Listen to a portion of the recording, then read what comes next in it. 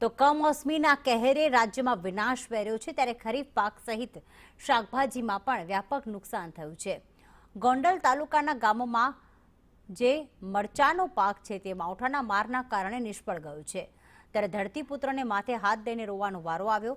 ગોંડલિયું મરચું દેશભરમાં પ્રખ્યાત છે, પરંતુ કમોસમીના કહેરે ખેડૂતોની મહેનત અને ખર્ચ પર પાણી ફેરવી નાખ્યું છે।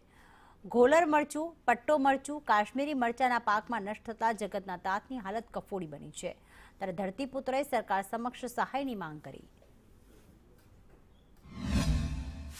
અમે આજે બધા ખેડૂતો ભેગા થયા છીએ કે આ મરચીની નુકસાની અને જે કાંઈ છે તે જોવા માટે, અને આ બધા અમારું ગોંડલ તાલુકાનું ત્રાકુડા ગામ મરચી માટે મોટું ફેમસ છે, અને અમારે ત્રાકુડાની લગભગ 80% મરચી ફેલ જ છે, અને એવી રીતે ફેલ છે કે આ 8 દિવસના વરસાદના અતિવૃષ્ટિના કારણે કોઈ જાતનું ઉત્પાદન મરચીમાં મળવાનું છે નહીં। અમે 6 મહિનાથી આને વાવેતર, આની મહેનત, આનું ખાતર, આનું મલ્ચિંગ, આ બધા સતત ખર્ચા કરેલા છે।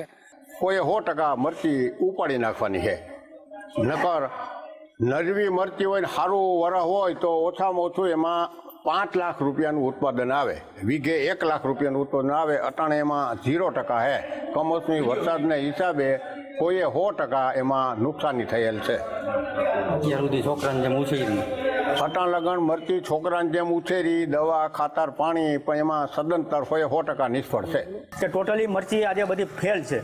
જે અમારે ત્રાકુડા ગામનું મરચું, સૂકું મરચું, જે પ્રખ્યાત મરચું છે, એ મરચું અમારે કમસે કમ 4 થી 5 કરોડનું મરચું થતું, સૂકું મરચું, એને બદલે અત્યારે બિલકુલ 0 છે।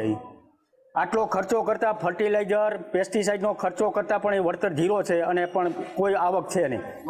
મરચાના ભાવ નથી, લીલા મરચાના ભાવ નથી, અને ટોટલી બગડી ગયા છે।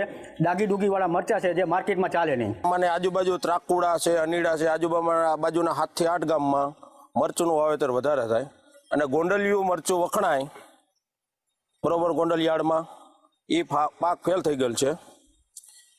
એના માટે વધારે સહાય મળે એવું અમારે સરકારને નમ્ર વિનંતી।